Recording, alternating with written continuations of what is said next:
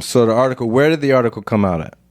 Which article? That major one where is somewhere that was carrying the article about the You're talking about the Harvard Northwestern, like the stuff? Harvard Northwestern stuff. Oh, there's some I haven't even caught. There's dozens of articles every day, but like basically, and I'm trying my best. I'm trying to keep up with what's going on. I'm at Northwestern. To our listeners who know, I'm a faculty in the School of Education, social policy there.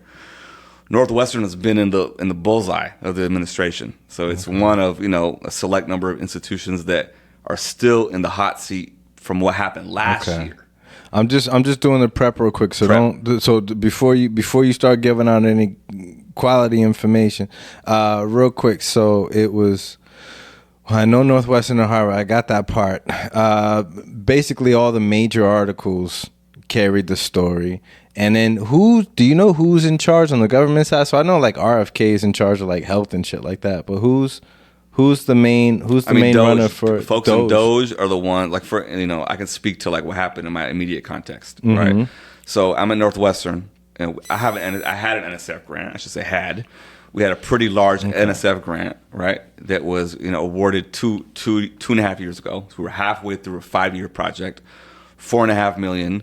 I had 2 co-PIs, Nicole Pinkert and Kiana Mariah Ross, and our grant was canceled 2 weeks ago. So basically what happened, so our grant from the National Science Foundation was just completely abruptly breaking every single norm and precedent for how scientific research and grants from government to institutions ever has taken place, right? And just abruptly they canceled the grant, right? And so that's I think that's an example of the way they're doing it, right? So it's Doge. And so Doge literally showed up to NSF headquarters in Alexandria, Virginia. Wow. They showed up and they said, give us a list of all the grants that are currently funded that violate our executive orders.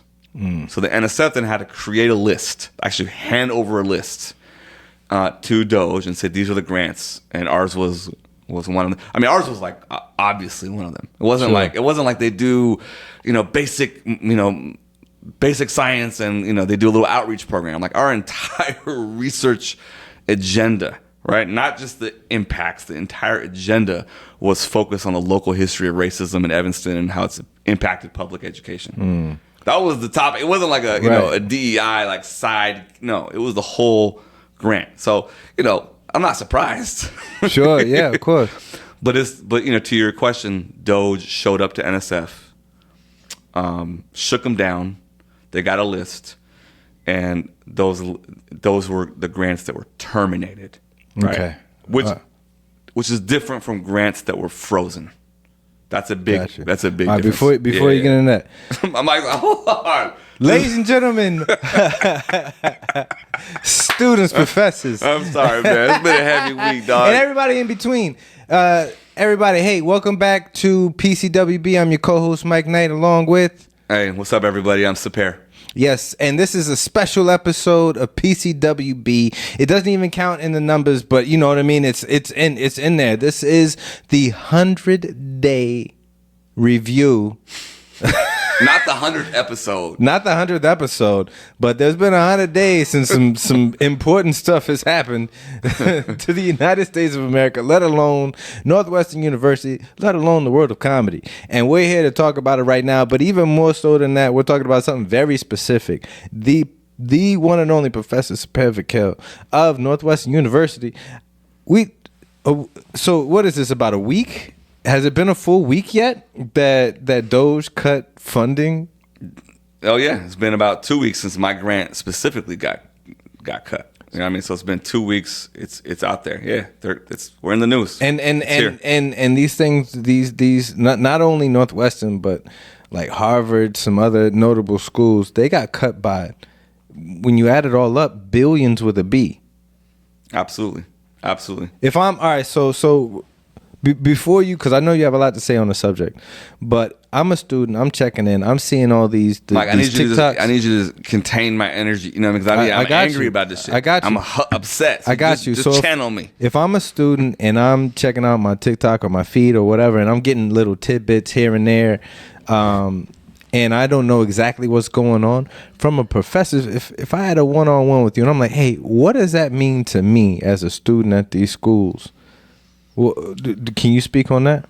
Yeah, what it means to students is first of all, they're being educated in a climate of fear. They're being educated in a climate where all the faculty are stressed out, and the postdocs and the graduate students are all worried about do they have a job tomorrow? Are the questions that we're even asking considered legitimate by the federal government? And that's not just the DEI questions about race and education or politics and education like my work is, right? There's a lot of other people whose work is about just basic science, right? Like cancer research. Why is cancer I'm not advocating for the government, trying to Northwestern has a huge medical branch, no? Huge, right? Yeah. And millions of dollars of funding from those grants have been frozen currently. Frozen. So some have been cut, some have been frozen altogether. That's right. Right. That's right. Some have been frozen and some have been terminated, right? And there's an important difference there. It's beyond me, but there's legal dimensions to it. There's lawsuits being filed, right? So right now for us, as I'm talking to you today, we're kind of like things are hanging in the balance. We have 2 weeks to file an appeal to the National Science Foundation, but that requires our university to support the appeal. This is what I'm understanding. This is all new to me. But if they don't there's a final us, boss for science. There's a science foundation that's in charge of science. Mike's like, hold on a second. Can we take a step back? Email to, that's crazy though, and you have to send them like an appeal, like, hey, these structures that we have in place at our school are important scientifically. Yeah, because they're a federal agency that cut off funding, and so now, the money is gone. That's a million. That's in our little small sample, right? And I'm just speaking like about mine because this is what I know. But there's far greater projects all around with much higher numbers, right? But just in my little tiny sandbox, $4.5 million grant. We were in year 2, so we had about $2.5 million left. To be clear, you're not talking about $4.5 million got cut off from the school. You're saying in the section that you operate at the university, and the things that you're teaching, that section. Well, there's a whole thing, not to get too technical with it, but when a government grant gets issued to a university, there's a thing called basically indirects, or the overhead. So for a grant, like if you get $1 million from the federal funding agency, the university takes 60% of that as overhead. 40% goes to the project team. So that's all in the negotiations, by the way. The Trump, like, oh, you guys get what? We're gonna cut that. You guys can't take 60%. We're gonna limit you to 15%. That's what the Trump administration is telling the universities. Like, what? You're taking all that money, and it's like, well, that all goes to pay all the admin and the staff, et cetera. The whole scientific infrastructure is supported by the indirect cost. So to go after the indirect, and I'm learning this. I got to be honest. 6 months ago, nobody's considering this. Not only that, but to the academics who are listening, we know that, like, especially coming from a more critical standpoint, you're like, man, these institutions are taking so much of our grants. So if we're honest, that was the narrative amongst at least the people I'm in conversation with. Like, we're questioning what happens with 60% of our grant. What do indirects go to? The what? And of course, we have these. I work in this rich institution. So it's natural for us to at least be skeptical, at least have questions. So you already felt like your pockets was being watched, and now they're being overwatched. Well, but now we're in the ironic position of being like, oh, okay, we're with our institution. I'm with my institution right now. Me and our president are on the same team because in my view, and some people might disagree with this, the common threat right now is from the administration. So now's not the time, and it gets into all this mess, and people have different perspectives on how to do that, and how do you make sure your institution, and it's important. Northwestern should stand up courageously, and we're all waiting to see what our administration does. Are we going to be like Columbia, right? Completely just cave in. That's pretty much the example of selling out right now. Oh damn! So, Yeah. we was talking about indirect shots earlier. Colombia is a sellout. I mean, this is how it plays out. Colombia is no. This is literally the logic right now. Everyone will understand. Colombia is a sellout, and then Harvard is the Che Guevara of colleges right now. Yeah, Harvard has stood up. So and it's kind of funny. The Harvard literally is the symbol of the opposition to the dictatorship. No right, kidding. And I say that with a little bit of tongue in cheek, like. I respect what they're doing. Faculty stood up. The administration, the only real example so far of an institution being like, nope, we're not going to do it. And when you said they stood up, they're just refusing to. The federal government is like Doge is like if you don't comply to these sets of criteria, then we're going to take away. I forgot how much theirs was. Probably close to $1 billion of funding. I have the numbers wrong. I'm sure. Check me on that. Yeah. Check me on that in the back. All right. Cool. Man, dude, how much are we paying you, Doug? Yeah. T, get on it. Okay. Put it on the screen. Perfect. Thank you. Yeah. So, what was I? You was talking about that Harvard was standing. I was gonna ask you that. Like, do the so Harvard is are like y'all fuck your schools money. talking to each other? Like, hey, we got to band together. That's the question, Mike. Thank you. Did you guys hear that? Did you guys hear that? That's the question that we're all waiting for the presidents of the universities to be like. Even Obama spoke up. Y'all need I respect Obama for pick that. a color, Shout out grab Obama. some bandanas, and just start a gang for real.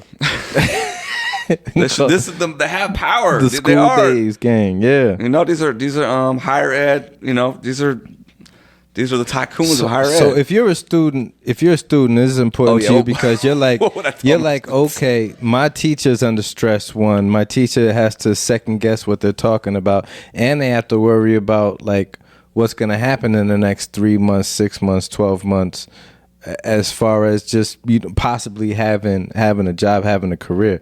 Without giving away too much, saying names, if you want to spill the tea, by all means, spill all the tea. But what does this mean as faculty when you guys are by the water cooler or, behind the library smoking squares? People are trying to figure out, first and foremost, how do we take care of our immediate staff? There's people with questions around, like, do I have a salary in 2 weeks, in 3 weeks? We have. So that's first order of priority is like, what does it mean? Is the university stepping in to cover those costs?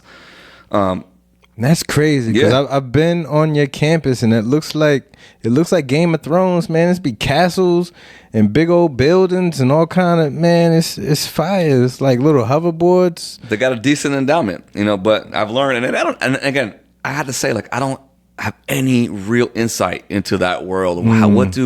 What do the board of directors, at Northwestern? These are people with deep ties to corporations and oil industry and military industrial, and these are powerful people. But there's a lot of them. I forgot how many. I think Northwestern has an unusually number of members on the board of trustees, and these are the people who hold the real power. I think they are responsible essentially for decisions on if and when the endowment gets spent. Right, and by and large, again, I don't know the specifics of each university, but by and large, no one wants to spend on their endowment. People like presidents in their obituaries. It's like Richard, the third was father of three, president of Harvard, and left it with a X% of increase in the endowment.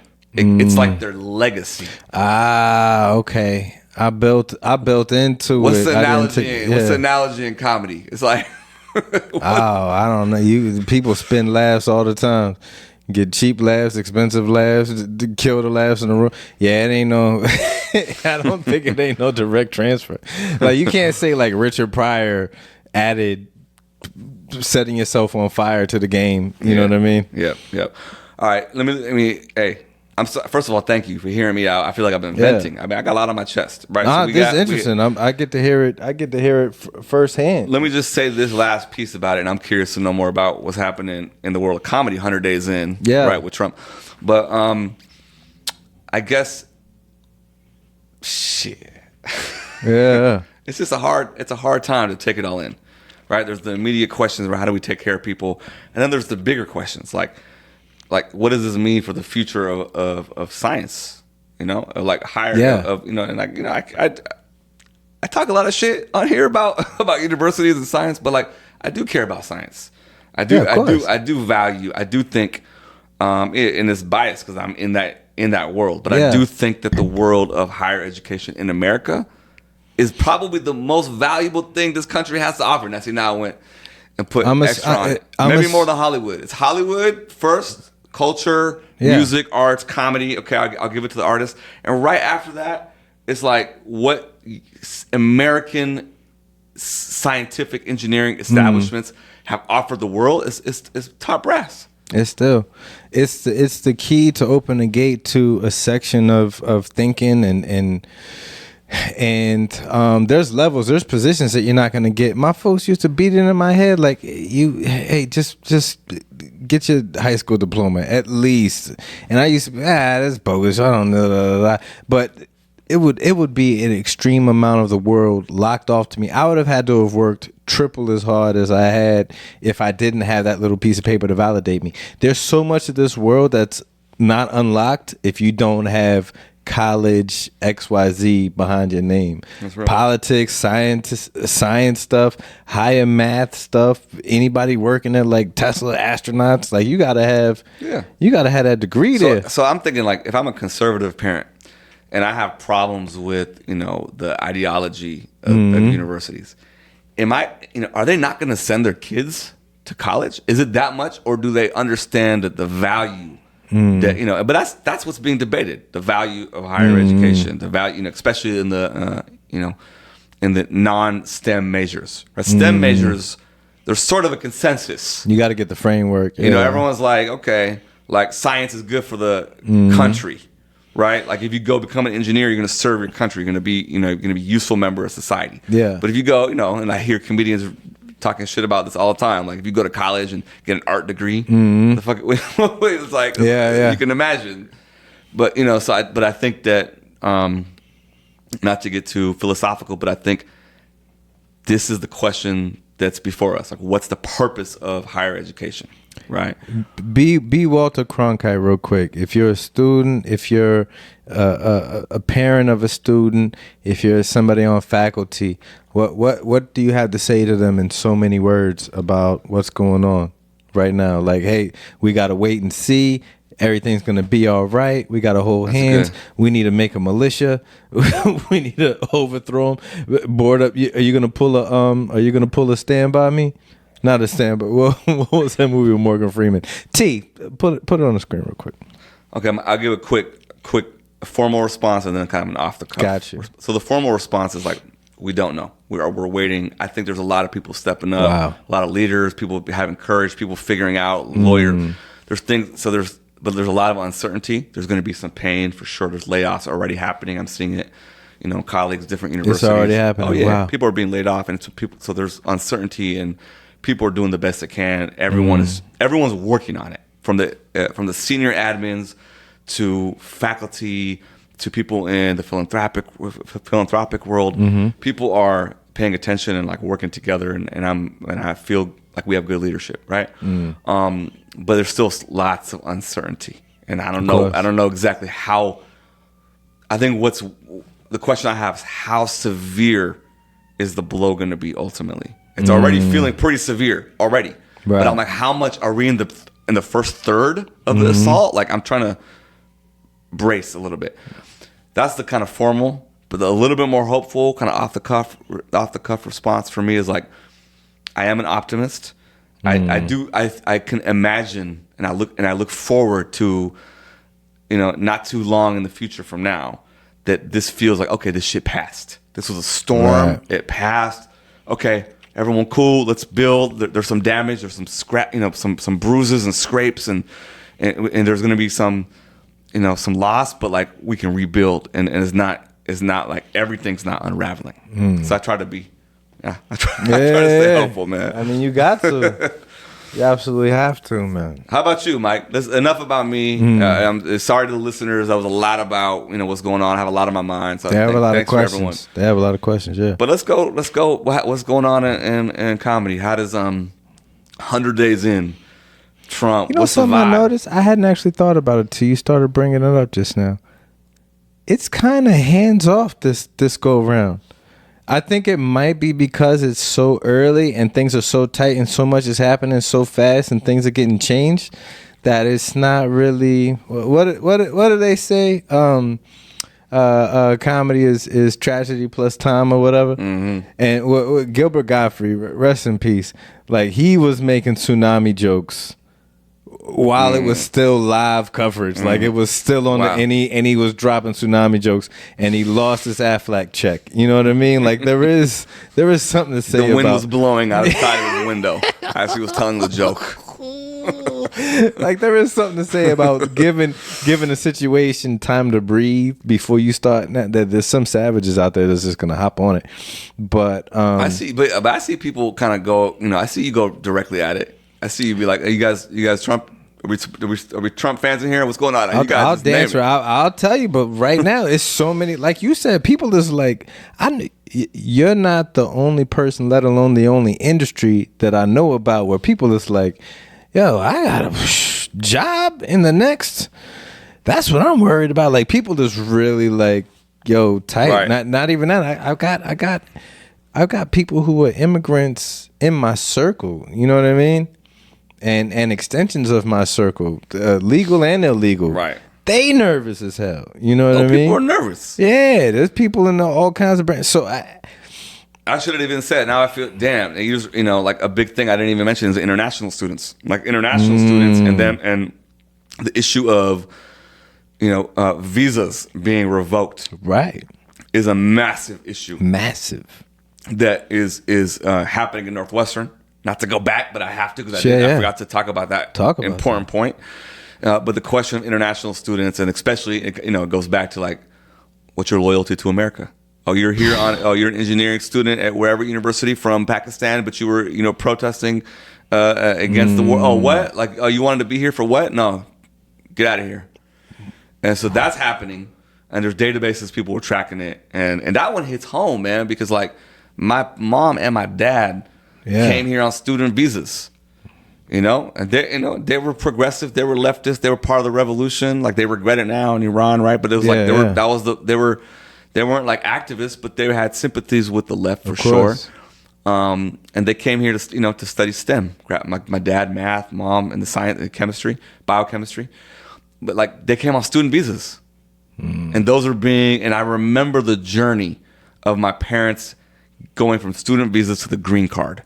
It was absolute fundamental milestone of my family, like a celebration, a celebration of like triumph, of journey, of like struggle, and that's my privileged middle class Iranian family. That's the experience that I remember about the green card, and now seeing people just being their citizenship revoked, their visas revoked, is particularly So you have folks, they feel it.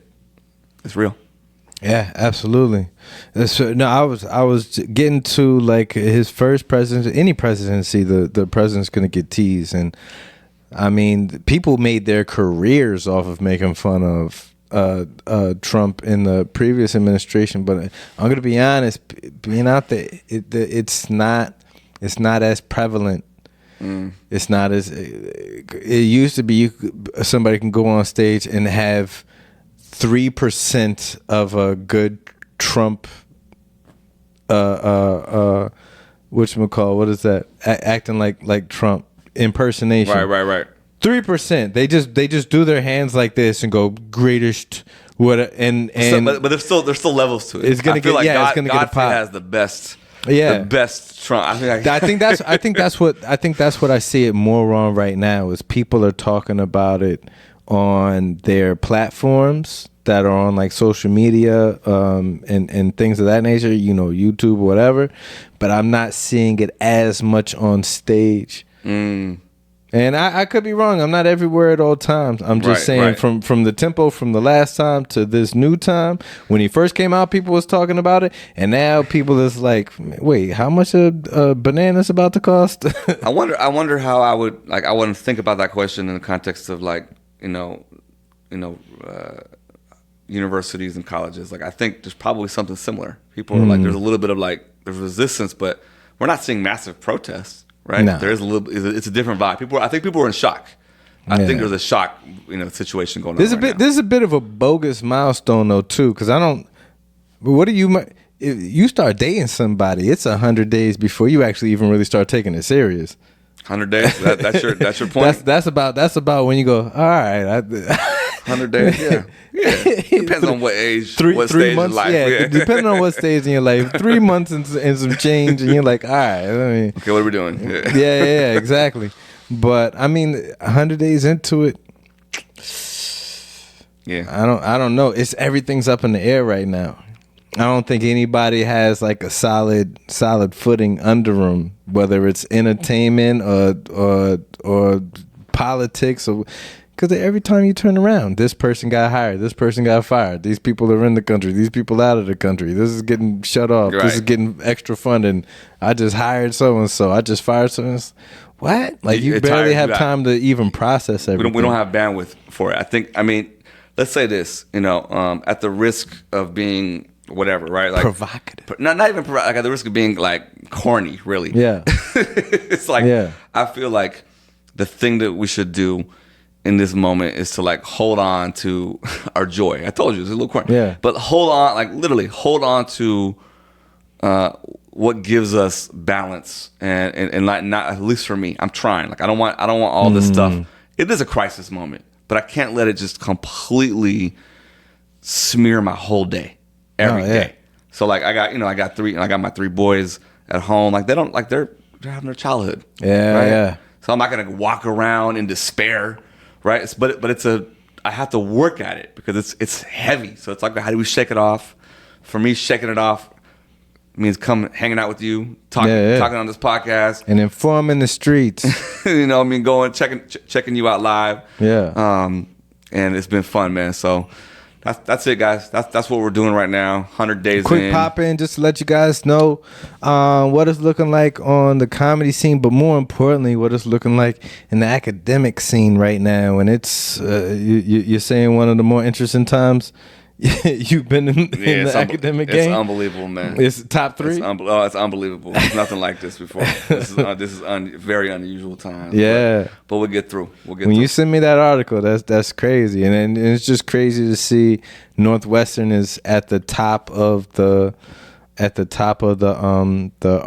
They're in it's. I think what happens with Northwestern is going to be very telling. Yeah, and I guess last thing I'll say is like we're still waiting on, we as in Northwestern still waiting on the Trump administration to communicate their demands. There's been no communication. So even the freeze is being heard of like from journalists.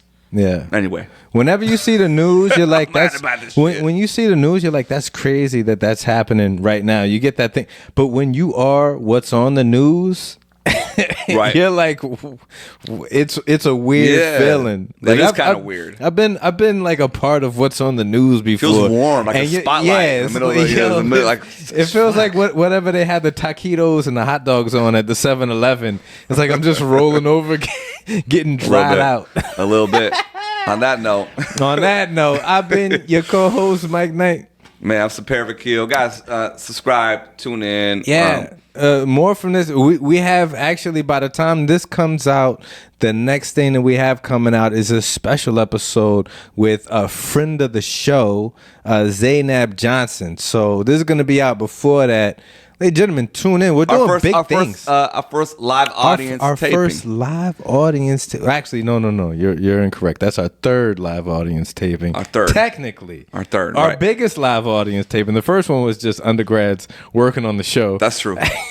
The staff do count. They are. But this is one of our first. This is one of our first big time. Look, we're bringing you big time people. Let alone in comedy, we're also going to do it. Show us love, guys. We're also going to do it in the academic world. So click here, where our next videos are popping up, so you can stay in tune. And thank you for tuning in to PCWB. Please like, share, subscribe. One more time, I'm your co-host Mike Knight with my co-host Sepehr Vakil. Thank you for being my therapist today. Appreciate Absolutely. you guys. Love y'all. Peace.